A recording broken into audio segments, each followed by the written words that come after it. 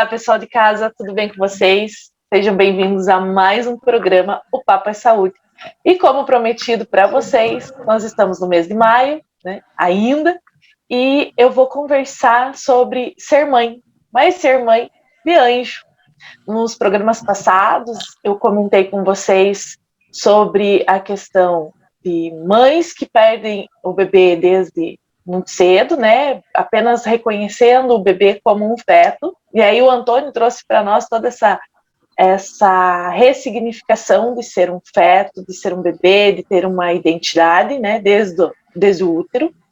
E até aquelas mães que acabaram perdendo os filhos depois que já saíram da barriga, depois que já tiveram uma vida em sociedade, já estavam aqui conosco. Em programas passados também eu comentei com a Ana Carolina sobre a questão do ser mulher, como carregar toda essa responsabilidade do ser mãe, do ser esposa, do dar conta da casa. E hoje eu trouxe para vocês a Fernanda Tozeto. A Fernanda, ela é mãe de anjo, e eu acho que a gente vai completar todas essas informações que a Ana trouxe e que o Antônio trouxe para falar como dar conta de tudo isso. Né? Eu já aproveito para agradecer a sua participação, deixe seu like, deixe seus comentários, se inscreve aqui no nosso canal. E eu quero agradecer a participação da Fernanda. Tudo bem, Fernanda, com você? Obrigada por aceitar o nosso convite. Olá, Érica, tudo bem, graças a Deus. Obrigada pela oportunidade. Né? Espero que possa contribuir com muitas pessoas a partir da minha história, que eu possa também tocar o coração de alguém, né, que possa confortar alguém que esteja também passando por uma situação assim. Fernanda, eu queria começar assim com você relatando para nós um pouquinho da tua história. Sou a Fernanda Luz Tozeto, como a Érica apresentou, tenho 31 anos, sou mãe do meu primeiro filho, que é Anjo.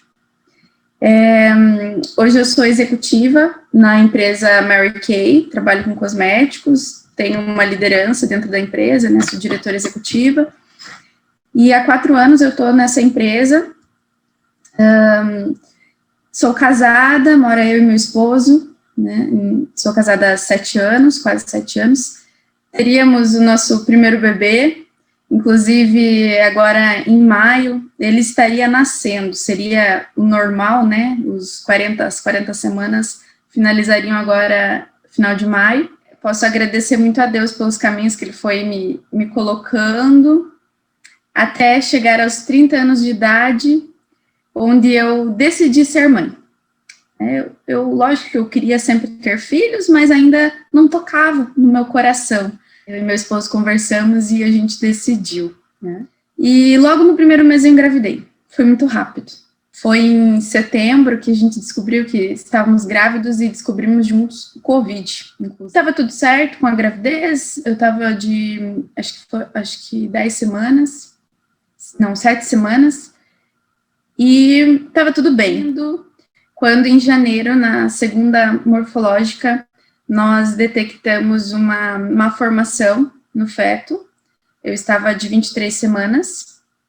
Estávamos bem na semana onde estávamos buscando projetos para quartinho, decoração. Foi bem a semana que a gente entrou de férias, em janeiro, e estávamos programados para isso, para começar a organizar todo o espaço, né, o cantinho do Leonardo. E aí, descobrimos essa malformação, o nome é hérnia diafragmática congênita, dado a sigla HDC, e seria simples se ele já estivesse todo formado, né, porque é um buraquinho no diafragma que não se fechou, simples assim, né, um buraquinho que não se fechou e deveria ter fechado no corpo dele. E aí nós começamos com toda a movimentação, toda a correria para buscar alternativas e soluções. Tinham soluções, fomos a Curitiba, em alguns médicos, e chegamos a São Paulo, assim, de um dia para o outro a gente marcou uma consulta em São Paulo com um especialista, um dos grandes especialistas no Brasil sobre malformação e também cirurgia intrauterina.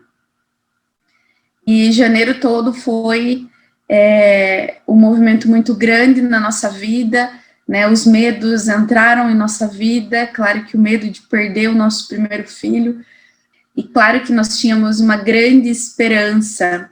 Ele tinha 40% ali naquele momento, 40% de chances de viver, porém com uma cirurgia intrauterina, as chances aumentariam para 80%. Então, para nós, nossa mente era 100%, era 200% de chances de vida, né, de pegarmos nosso filho no colo, de estarmos bem. E em fevereiro, então, nós fizemos a cirurgia dele na barriguinha ainda, foi feito um buraquinho na minha barriga, ele estava ali final do 6º mês para 7º mês, já conversava muito com a gente, já chutava a barriguinha, né, já vivíamos aquele momento muito feliz e apreensivo ao mesmo tempo. Fizemos a cirurgia intrauterina, entrou um caninho pela minha barriga, entrou na boca dele para fazer um procedimento necessário ali para que o pulmão dele tivesse espaço para crescer. Essa era a sequência.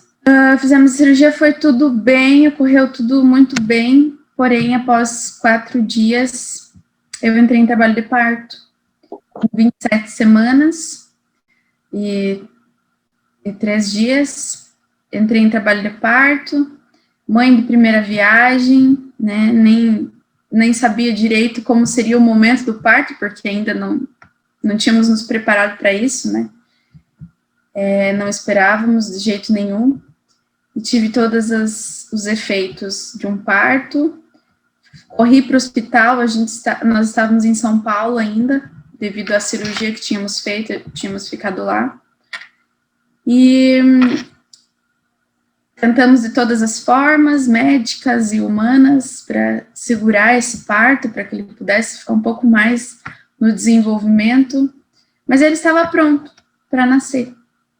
Já estava de cabeça para baixo, encaixadinho, cheguei a ter 5 dedos de dilatação, todas as contrações, quando a médica olhou para mim e falou assim, Fernanda, nós vamos fazer o parto, porque senão esse bebê vai nascer de parto normal, né? E a cesariana seria mais uma alternativa para tentar salvar a vida dele. Então, seguimos no dia 1º de março, né, para esse momento feliz e apreensivo novamente. Feliz por ele estar nascendo, estava tudo bem dentro da barriga, né, o coraçãozinho dele batendo a 150, e ele estava bem, porém nós sabíamos que quando ele saísse seria um grande desafio pelo pulmão não estar pronto, né, por esse probleminha que dificultou até o crescimento da forma que deveria estar no pulmão dele. E ali ele nasceu, ele ficou por 3 horinhas conosco, né, foi um momento lindo que nós tivemos, pudemos pegá-lo no colo, estar com ele, tirar fotos com ele, é a lembrança que nós temos hoje, né, a lembrança no nosso álbum de família, relembrar tudo isso emociona, aperta um pouco o coração. Nos primeiros 30 dias eu sofri muito, inclusive fisicamente, né, porque fiz toda a cirurgia em São Paulo, a cesárea, depois vim após 4 dias a gente veio para Ponta Grossa, fizemos todo o ritual, né, com ele, de velório e enterro. Assim, foi muito importante para nós todos esses momentos, porque apesar de difíceis, são rituais que fazem parte do luto, né, da vivência do luto. O luto é algo ainda velado em nossa sociedade, mas é algo natural, que nós precisamos, em algum momento da vida, saber lidar, né, com isso. E foi assim, eu sempre fui uma pessoa muito independente, muito certa de mim, por buscar os meus sonhos, meus objetivos de vida, e dessa vez eu me permiti ficar totalmente dependente das pessoas para tudo, né, inclusive fisicamente mesmo. Depois os médicos acabaram relatando que a minha melhora física demorou mais por causa do emocional, né? A gente sabe que a saúde emocional, falando hoje de saúde, o papo é saúde, a saúde emocional, ela influencia muito na saúde física, o corpo fala. Uma cesariana aqui com 15 dias eu já deveria estar bem, eu ainda parecia que fazia uns 5 dias que eu tinha feito a cirurgia. Doía muito, né? Vim para casa tomando 15 remédios, de 2 em 2 horas, mas a gente sabe também que essa demora, ela foi por questão emocional. Passados 30 dias, eu senti no coração que eu precisava de ajuda. Até então, eu não queria ajuda, né? A minha família, as pessoas de perto foram muito importantes para mim em todo esse momento. Essa rede de apoio me ajudou muito. O marido, né, também com muita dor no coração, ele fez o papel dele de pai, de esposo, de uma forma brilhante. E depois dos 30 dias eu senti que eu precisava, que era a hora de buscar uma ajuda externa. Então eu fui buscar alguns profissionais para me ajudarem, né, a entender melhor toda essa situação, porque a cabeça da gente passam cenas de novela todos os dias. A gente vai relembrando todo momento, alguma cena que a gente passou, né? O antes, o durante, o trabalho de parto, depois, enfim, vão passando cenas na nossa mente e a gente não consegue digerir, talvez sozinho, toda essa situação, entender o porquê, né? Fases de luto, eu passei por todas, posso dizer. A gente, quando perde um filho, um bebê, a gente tem muitos medos depois, né? Medo de engravidar de novo, por exemplo, e de passar por toda uma tristeza de novo, porque acaba sendo um trauma para nós. Medo de dar errado de novo, né? Algo. Medo que as pessoas esqueçam o nosso filho. E nessa segunda-feira que passou, eu fiz uma live nas redes sociais e eu falei isso para os meus seguidores. Um medo que eu tenho é que vocês esqueçam o Leonardo, né? E ele teve a missão dele, eu não quero que seja esquecida. E as pessoas falaram, jamais, né? Jamais a gente vai esquecer o Léo. E ele trouxe muita missão para cá. Muitas pessoas se juntaram em correntes de oração, muitas pessoas voltaram a ter a sua fé, que em algum momento da vida tinha sido abalada. Isso fazem 2 semanas, em que eu comecei a poder respirar de novo. Eu digo que aquela tristeza, ela foi dando lugar à vida, né? Ser mãe de anjo, como você falou, ele é o sonho, né, de muitas mulheres. Às vezes ele não está sendo programado, né? Igual você chegou a comentar, que conversou com seu marido para você se programar. Às vezes acontece de engravidar sem uma programação, mas ele é um sonho que está sendo elaborado. É um desejo que está sendo elaborado. E esse sonho, às vezes, ele é interrompido, como foi o seu, como foi o meu, como foi de muitas mulheres. Que sentimentos são vivenciados nesse momento? É complicado quando a gente tem um sonho e esse sonho ele é interrompido. A vida é assim, né? Sempre temos objetivos e nem todos são realizados. Porém, ser mãe é algo tão profundo, quando a gente se sente pronta, ainda mais quando a gente programa, né? Se planeja, sente-se pronta a ser mãe. E aí, quando a gente perde o nosso bebê, aquele tão sonhado, né, aquele momento tão sonhado, acaba sendo bem doloroso, a gente se quebra, né, pelo meio, com um sentimento de destruição mesmo, parece que a nossa própria vida se foi junto, né, a gente precisa lidar com toda a situação de voltar para casa, sendo mãe, mas de colo vazio. O cair a ficha de que somos pais, sou mãe, de um bebê que não está aqui comigo amigo, né, que está no céu, que se tornou um anjo. Dói, né? Dói muito. A gente entender olhar esse propósito, né? Então, o que é entender que você é mãe de anjo? O que é ser uma mãe de anjo? É difícil responder essa pergunta, porque até a primeira vez que eu ouvi esse termo, mãe de anjo, ele estava na minha barriga, né? E eu ouvi esse termo e eu não entendi, nunca tinha ouvido falar. E eu não entendi o que era isso.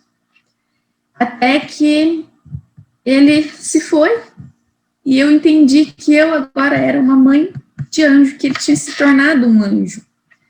E a gente foi até buscar esse significado, o que é ser anjo, para tentar entender melhor qual seria o nosso papel agora, né? Eu creio que o papel mesmo, uma missão é de contribuir com as pessoas hoje que de repente passam ou já passaram ou ainda vão passar.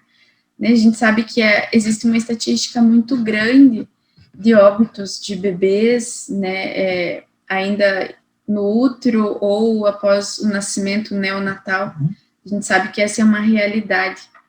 Eu acredito que hoje a nossa missão é essa, né? É uma missão dolorosa, que a gente precisa ser forte em muitos momentos, mas que a gente precisa lidar. Fernanda, depois de você, eu trouxe a Edna, ela é psicóloga, e você usou as palavras assim, né? Fui buscar o significado de ser mãe de anjo.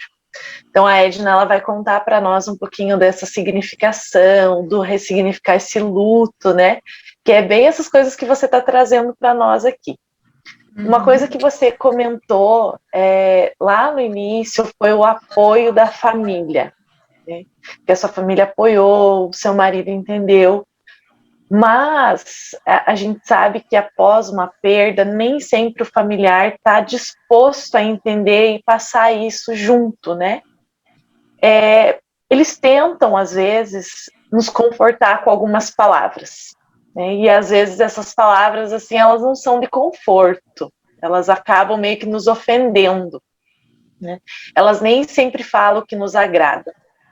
Você escutou alguma coisa, assim, de alguém, não necessariamente da sua família, mas das pessoas de fora, assim, que mais incomoda? Sabe, Érica, que com todo esse momento eu fui buscar nas redes sociais também o ser mãe de anjo, outras experiências, o luto materno, como que funcionava, e eu vi, né, nesses depoimentos muitas frases em que as pessoas falavam e as mães ficavam ofendidas, né? E comigo não aconteceu isso. E a minha reação foi entrar dentro de uma caixinha e ficar inerte a tudo. A caixinha era a minha cama, eu só queria ficar deitada, mas eu não pensava em nada, eu fiquei assim, sem energia nenhuma. O que as pessoas falavam, claro que algumas coisas entravam, né, outras coisas deixava passar, mas eu não fiquei assim, não me entristeceu essas frases, porque eu, apesar de estar sentindo um momento de dor muito forte, eu também me colocava no lugar das pessoas. Eu nunca soube lidar também com o luto.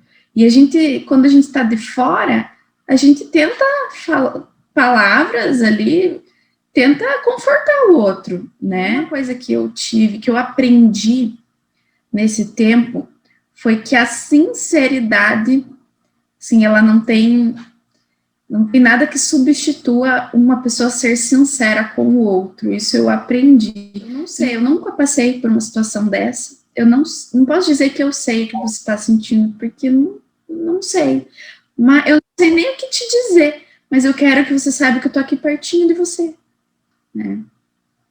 Fernanda, esse luto, ele foi vivenciado por você, pelo seu marido, pelos familiares.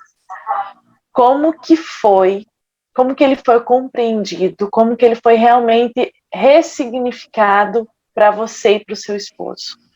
Nós estamos passando ainda, né, por um processo, digo assim, de um tratamento mesmo.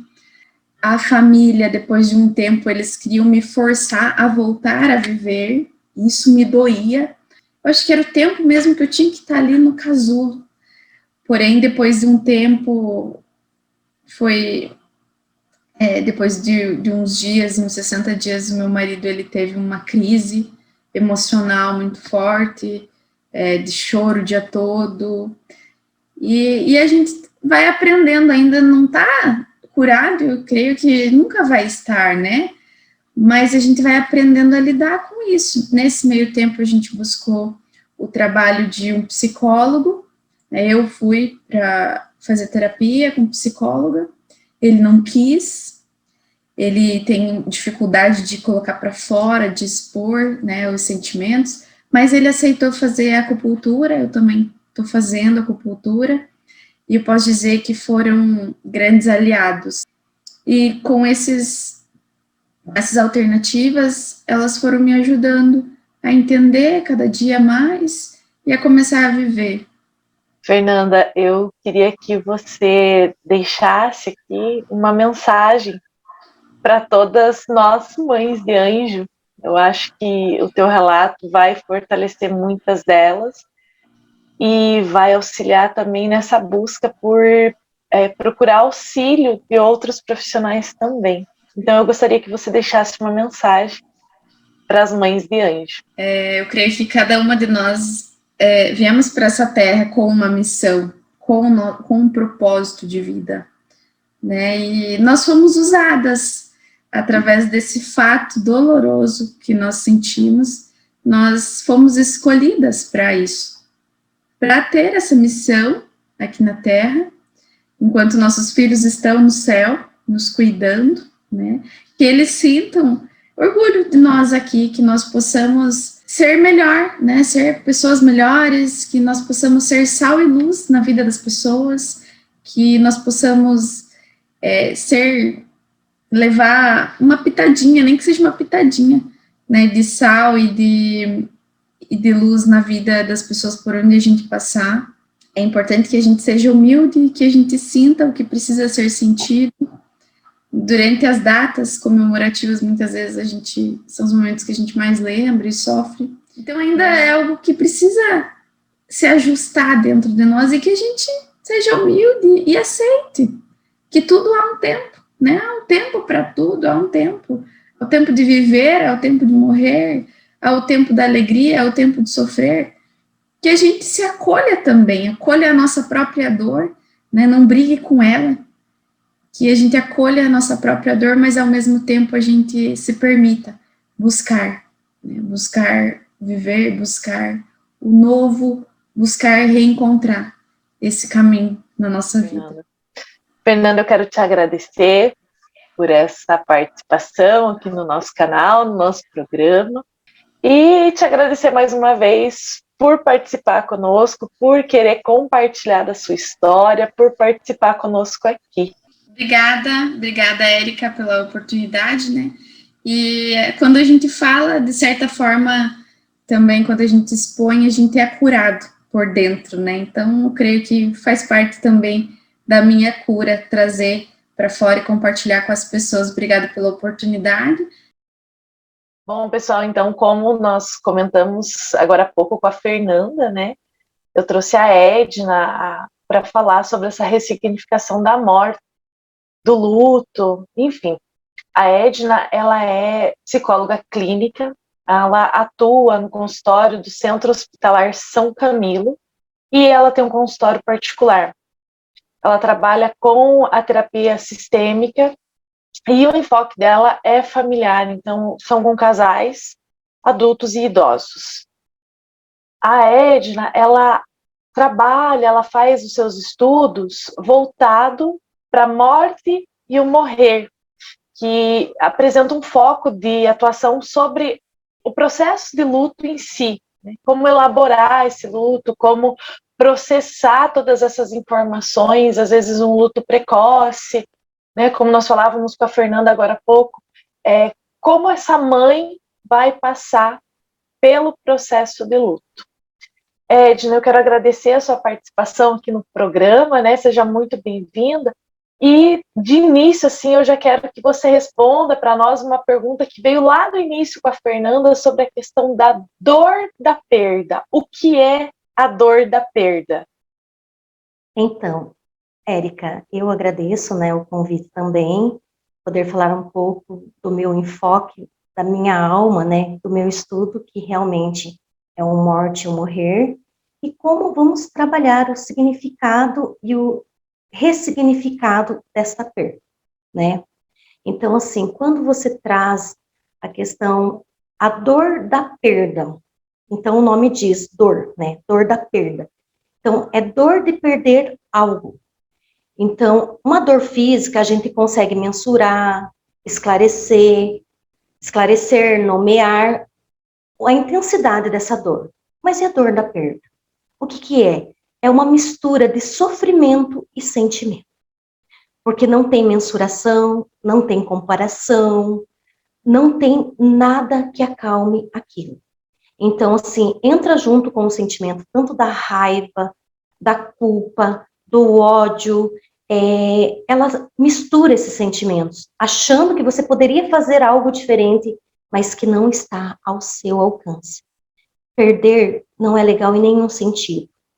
E perder aquilo que é o significado da nossa vida, no caso que nós estamos falando de mãe que perde filhos ou de vidas, então perder aquilo que tem o significado para nós não tem nome para dor, né? Porque é uma dor intensa, que muitas vezes, muitas pessoas chegam a ter dor no corpo, né? E isso não reflete somente na alma, mas como também no corpo. Então, essa confusão de sentimento e sofrimento, né?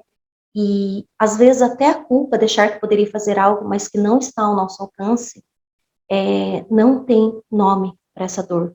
Perder algo é uma dor intensa e imensa, mas que depende de cada ser, né? Porque o sofrimento é individual, né? O sofrimento é individual, como o desenvolvimento. Apesar de nós termos um parâmetro, depende da visão e de interpretação das experiências na nossa vida. Regina, nós falávamos com a Fernanda sobre esse processo de como elaborar o luto, como passar pelo luto. Então, ela teve o apoio do esposo, ela teve o apoio da família, mas eu queria que você explicasse também para o pessoal de casa como essa mãe que recebe o diagnóstico de que, né, o médico chega, mãe, infelizmente não temos batimento cardíaco. Ou no caso da Fernanda, que chegou a ver o bebê nascer e o bebê ficou vivo por algumas horas e veio a notícia do óbito. Então, como essa mãe pode passar por esse luto? Podemos interpretar de passageiro, de intenso, demorado, crônico. Então, como passar pelo luto? Não existe uma forma, não existe uma receita pronta, né? Como nós falamos na primeira pergunta, depende muito da minha percepção de mundo. Tem gente que quebra uma unha e entra em depressão. Tem gente que perde uma vida e consegue dar continuidade. Como eu falei no início, não tem comparação do sofrimento. É interpretação e visão do mundo. Não existe uma forma pronta. Existe uma maneira de buscar compreensão disso. Passar pelo luto é viver o luto. Como todas as fases, existe um processo. Como que eu vou passar por esse luto? É vivendo esse luto. Existe um tempo, né, significativo para passar esse luto. Então, o primeiro ano, onde faz, geralmente, o primeiro ano, né, que aconteceu esse evento, então, vai estar tudo ainda muito recente, as datas comemorativas, datas bem fortes, como o Dia das Mães. Então, assim, passar pelo luto depende muito da interpretação, né, é da experiência, de como que eu absorvo essas experiências na minha vida. Então, assim, quando um filho perde pai e mãe, ele fica órfão. Quando mãe e pai perdem um filho, nem nome para a dor tem. Não existe um nome para essa dor, porque não há mensuração do nome dessa dor. Então, assim, o que é compreensão? Existe uma diferença entre compreender e entender também. Às vezes eu entendo uma situação, mas eu não compreendo essa situação. Como que eu vou compreender essa situação de um ser que muitas vezes, que nem você disse assim, que nem chegou a nascer, mas que você sabia que existia vida. A partir do momento que você sabe que existe vida, existe amor. E há um amor incondicional para quem realmente é mãe, né? Ser mãe não é só gerar ou gestar um filho. Ser mãe é ter um amor ágape, que é um amor que não quer em troca. Nosso filho não precisa nos amar de volta. Amor ágape, que ama sem intenção, somente ama. Então, quando a mãe recebe a notícia, né, que tem alguns, às vezes eles não se formam, alguns, os filhos chegam a se formar, chegam a nascer e não concluir. Então, quando nós temos as etapas da vida, que não é uma lei, um processo real, mas assim, teoricamente, nascemos, crescemos, envelhecemos, degradamos e morremos. Tá, e quando alguém que morre sem ter conhecido a luz desse dia? Então, assim, as experiências nas nossas vidas, elas podem ser desgraçadas, mas elas têm que ter um único objetivo. O que é o objetivo dessa experiência desgraçada? Nos ensinar. O que isso quer dizer para mim? Quando eu recebo a notícia, né, que meu filho se foi, que eu tinha preparado todo o enxoval, que é aquele rito de preparação para a vida, né? Eu preparei todo o quarto, o enxoval, o nome, tudo. Há uma preparação, há um rito, há um ritual para a chegada disso, que é o amor mais lindo que a mulher espera. E daí diz assim, simplesmente chega e diz assim, ó mãe, eu sinto muito, mas seu filho não resistiu. Então, assim, como que essa mãe ouve isso? E ela, às vezes, pergunta, mas por quê? Por que comigo? O que eu fiz? O que aconteceu? Então, às vezes, vem essas perguntas, essas instigações. Então, a compreensão, ela se dá a partir do momento em que eu investigo. O que eu investigo? Que eu questiono, que eu me pergunto e quero respostas para essa pergunta. Porque a dúvida faz parte do ser humano. Então, compreender é voltar o olhar para a necessidade. Por que comigo? Mas e por que não comigo também, né? Por que tem que ser com o outro e não comigo? Então, todos nós somos chamados a uma missão. Uns precisam nascer, crescer, envelhecer, degradar e morrer.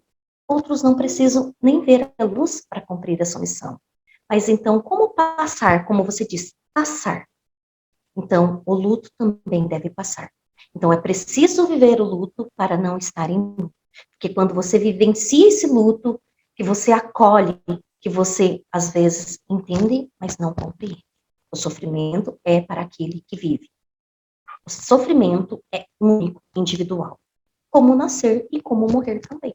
Então, para dizer Edna, para essa você mãe... comentou, por exemplo, sobre rituais, né, que a família acaba fazendo na espera desse bebê. Então, a Fernanda comentou que ela já tinha preparado o quarto e, ao mesmo tempo, depois desse diagnóstico, ela passou por um outro ritual, que foi o ritual de fazer o enterro, de preparar o corpinho, né?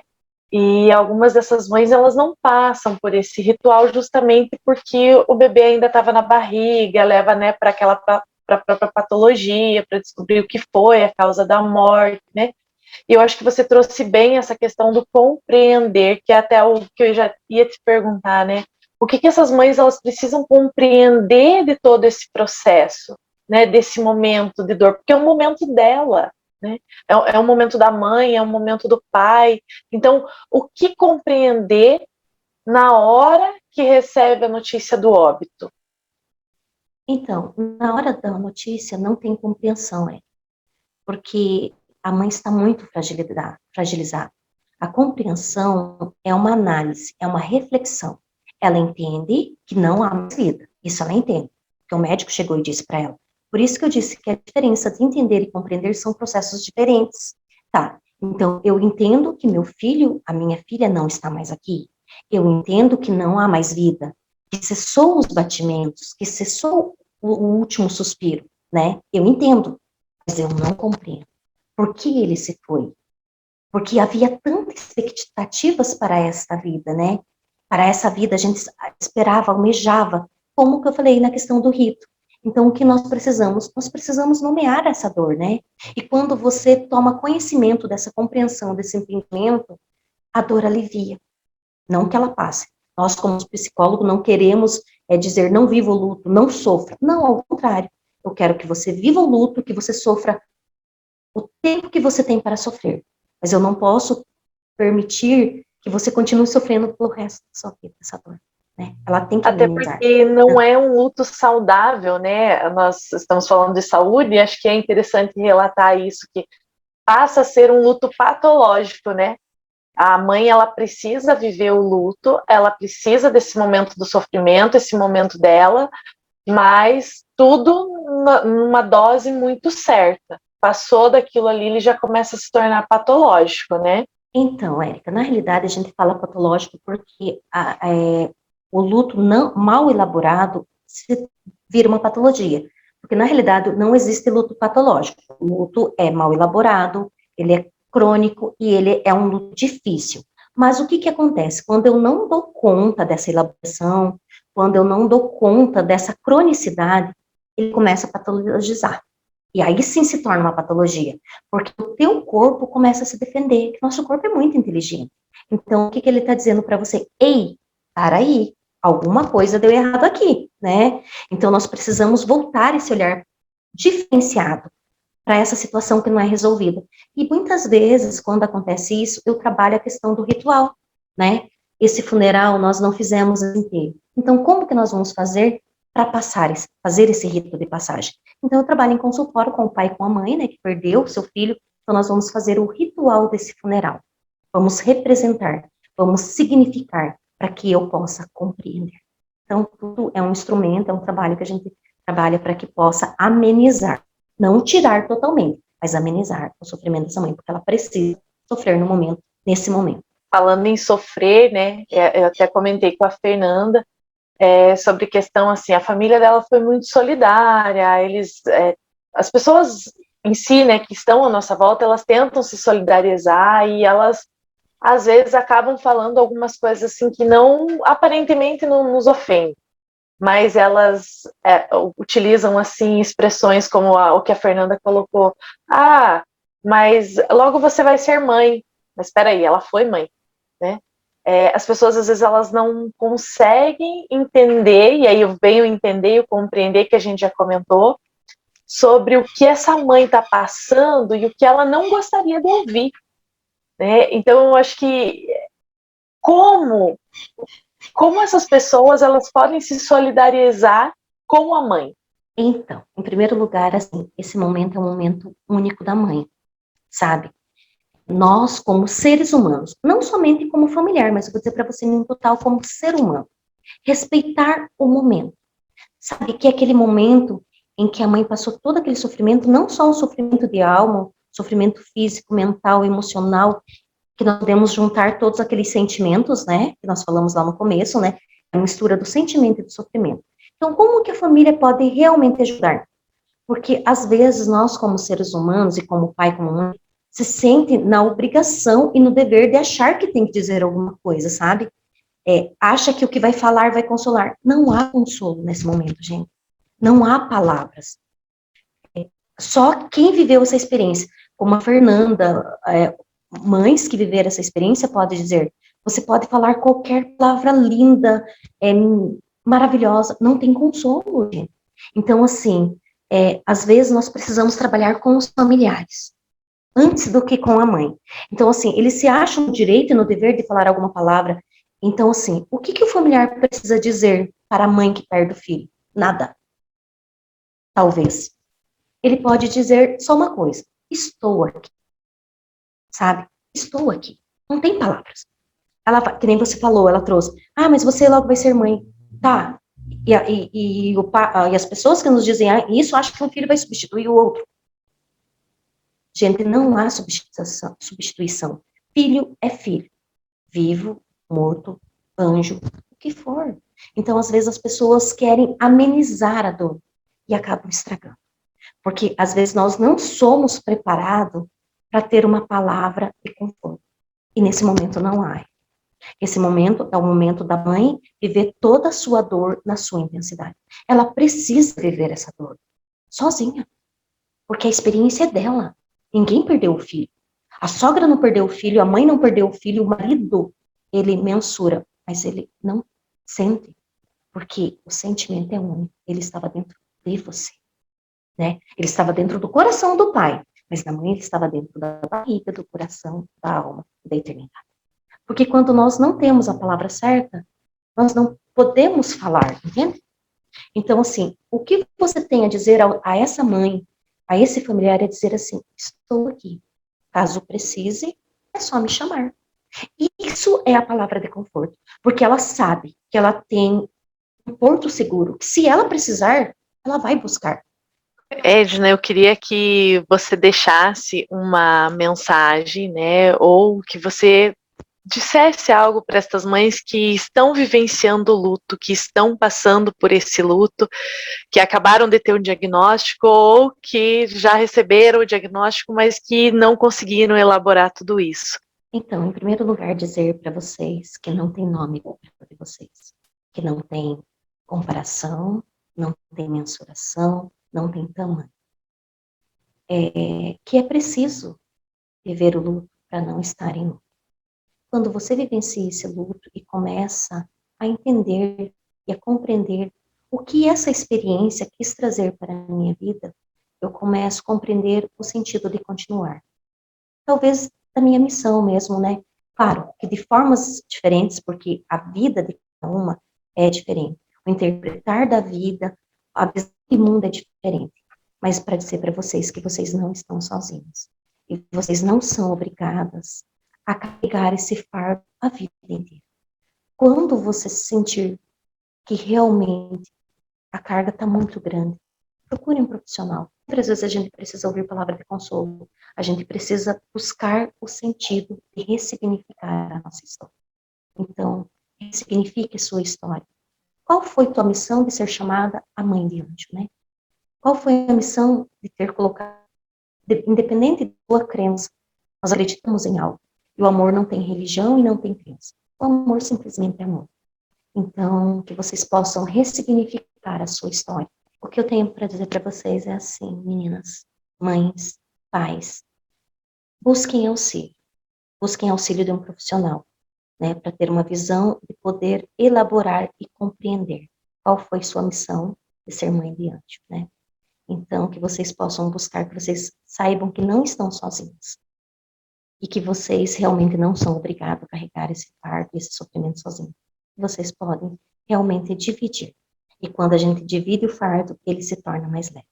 Então, que vocês tenham esperança e que vocês sejam agraciadas por ser mãe de anjos.